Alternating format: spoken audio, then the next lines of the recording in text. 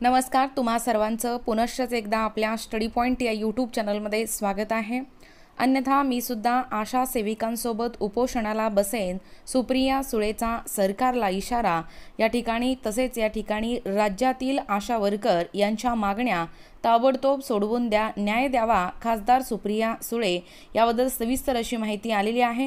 ही माहिती सविस्तरपणे काय आहे ते जाणून घेण्याअगोदर तुम्ही जर आपल्या स्टडी पॉईंट या यूट्यूब चॅनलवरती जर नवीन असाल तर आपल्या चॅनलला लगेचच लाईक आणि सबस्क्राईब करायला विसरू नका। चला तर मग वेळ वाया न घालवता ही महत्त्वपूर्ण अशी अपडेट काय आहे ते या ठिकाणी आपण जाणून घेऊया। बघा, या ठिकाणी तुम्ही टायटल पाहू शकता। टायटल काय आहे बघा, आशा वर्कर्स अन्यथा मी सुद्धा आशा सेविकांसोबत उपोषणाला बसेन, सुप्रिया सुळेचा सरकारला इशारा। पहा, आशा सेविका त्यांची सुखदुःख, त्यांचे प्रश्न, त्यांची आव्हानं मी फार जवळून काम पाहिलंय। कोविडमध्ये देशात ज्या प्रकारे जबाबदारीने काम केलं तशा पद्धतीने कोणी करू शकणार नाही। त्यांना न्याय मिळाला नाही, वेळ पडली तर मी देखील त्यांच्यासोबत उपोषणाला बसेन, असं राष्ट्रवादी शरद पवार गटाच्या सुप्रिया सुळे यांनी प्रसार माध्यमाशी बोलताना सांगितलं आहे। बघा, एकूणच त्यांचे जे सुखदुःख आहे, त्यांचे जे प्रश्न आहेत, त्यांचे जे काही आव्हान आहे ते त्यांनी जवळून पाहिलेलं आहे। कोविडच्या या महामारीच्या काळामध्ये त्यांनी त्यांच्या पद्धतीने जबाबदारीने काम केलेलं आहे। तशा पद्धतीने काम कोणीही करू शकणार नाही। त्यांना न्याय मिळाला पाहिजे, वेळ प्रसंगी मी देखील उपोषणाला बसेल, असं राष्ट्रवादी शरद पवार गटाच्या सुप्रिया सुळेताई यांनी या ठिकाणी सांगितलेलं आहे। पहा, आपल्या विविध मागण्यांसाठी आशा सेविकांचं मुंबईतील आझाद मैदानावर आंदोलन सुरू आहे। मागील 7 दिवसांपासून या आशा सेविका ठिय्या आंदोलन करत आहेत। या आंदोलनादरम्यान आशा सेविकांनी माध्यमांसमोर व्यथा मांडली आहे। या संदर्भात प्रसार माध्यमांनी सुप्रिया सुळे यांना विचारताच त्यांनी आपली प्रतिक्रिया दिली। त्या म्हणाल्या, आशा सेविकांची सुखदुःख, त्यांचे प्रश्न, त्यांची आव्हानं मी फार जवळून काम पाहिलंय।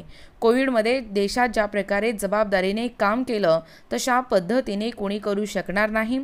केंद्र सरकारचा आयुष्यमान भारत सारख्या कार्यक्रमाचा केंद्रबिंदू या आशा सेविका आहे। असं असतानाही दिवाळीपासून त्यांच्यावर अन्याय होत आहे। त्यांच्या विरोधात आपण लढलं पाहिजे, सुळे पुढे म्हणाल्या। आज आशा सेविका रस्त्यावर उतरल्या आहेत। आधी अंगणवाडी सेविकांचं झालं, आता आशाताईंचं आंदोलन सुरू आहे। त्यांच्यासोबत उभं राहणं आपल्या सर्वांचीच नैतिक जबाबदारी आहे। मात्र सरकारचं याकडे संपूर्ण दुर्लक्ष आहे। त्यामुळे सरकार नेमकं कोण चालवतंय असा प्रश्न निर्माण होतोय। पहा, आणि यात भरडल्या जात आहेत त्या मात्र आशा भगिनी। या भगिनींसाठी लवकरात लवकर न्याय मिळावा एवढीच आमची भूमिका आहे। पण जर न्याय मिळाला नाही तर मी स्वतः रस्त्यावर उतरून त्यांच्यासोबत आंदोलन करेन। जर वेळ पडली तर उपोषणाला मी बसेन, असं त्यांनी माध्यमांशी बोलताना म्हटलंय। पहा पुढे, राष्ट्रवादी आमदार अपात्रता प्रकरणाचा निर्णय विरोधात गेला तर त्याला सर्वोच्च न्यायालयात आव्हान देण्याची भूमिका राष्ट्रवादी काँग्रेसच्या खासदार सुप्रिया सुळे यांनी मांडली आहे। आमचे आमदार अपात्र ठरले तर आम्ही सुप्रीम कोर्टात जाऊ, कारण निवडणूक आयोगाने या प्रकरणी पक्ष स्थापन करण्याचाच पक्ष हिसकावून घेण्याचे पाप केले आहे, असे त्या म्हणाल्यात। पहा पुढे, सुप्रियाताई सुळे म्हणाल्या की राष्ट्रवादी काँग्रेस पक्षाची स्थापना सर्वेसर्वा आणि अध्यक्ष शरद पवार साहेब आहेत। हे कालही होते, आजही आहेत आणि उद्याही राहतील। त्यामुळे ज्यांनी पक्ष स्थापन केला त्यांच्याकडून पक्ष हिसकावून घेण्याचं पाप अदृश्य शक्ती करत आहेत। या पक्षावरच नाही तर महाराष्ट्राच्या अस्मितेवर आणि देशावर एक नवा पायंडा मांडत आहेत। कारण एखादा निर्णय हा फक्त राजकीय किंवा सामाजिक असेल तर तो त्या व्यक्तीबद्दल सीमित नसतो, त्याची पुढे इतिहास नोंद होते। त्यामुळे ज्या माणसाने पक्ष काढला त्यांच्यावर अन्याय करून त्यांच्याकडून पक्ष आणि चिन्ह हिसकावून घेतलं जात आहे, यांच्या विरोधात आम्ही न्यायालयात गेलो आहोत, असेही सुप्रिया सुळे यांनी म्हटले आहे। सुप्रिया सुळे म्हणाले की अशोक चव्हाणाबाबत मला आश्चर्य वाटतंय, कारण श्वेतपत्रिकेची चर्चा गेल्या आठवड्यात संसदेत झाली, त्यावर भाजपांच्या मुख्य नेत्यांची आदर्श घोटाळा व अशोक चव्हाणांचं नाव घेतलं होतं. निर्मला सीतारामन यांनी अशोक चव्हाण यांचं नाव घेतलं होतं, पण आदर्श घोटाळ्यावर बोलल्या होत्या. त्यामुळे आधी आरोप करा आणि 8 दिवसात त्यांना पक्षात घ्या, असा नवीन ट्रेड भाजपानं सुरू केला आहे, असेही सुप्रियाताई सुळे यांनी स्पष्टपणे सांगितलेलं आहे. पहा, याच मुद्द्याला अनुसरून या ठिकाणी आपण पाहणार आहोत. एकूणच राज्यातील आशा वर्कर यांच्या मागण्या ताबडतोब सोडून न्याय द्यावा. पहा काय म्हणलेले आहेत. आशा भगिनींनी आपल्या न्याय हक्कासाठी महाराष्ट्र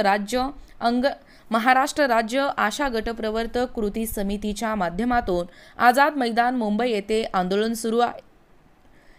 सुरू आहे. या आंदोलनाला एका बहिणीच्या नात्याने भेट देऊन त्यांचे म्हणणे ऐकून घेतले. शासनाने या भगिनींचे म्हणणे ऐकून घेण्याची गरज आहे. एका गरिबांच्या घरात चूल पेटत नाही तेव्हा काय होतं हे दुःख इतरांना समजणार नाही.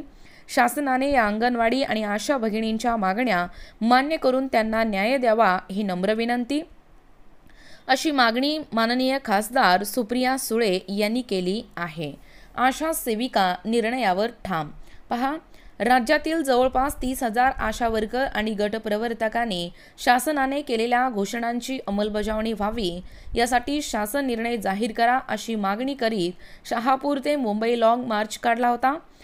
दरम्यान ठाणे येथे माननीय मुख्यमंत्री एकनाथ शिंदे यांना वाढदिवसानिमित्त शुभेच्छा देऊन 2 दिवस महामुक्काम आंदोलन देखील केले.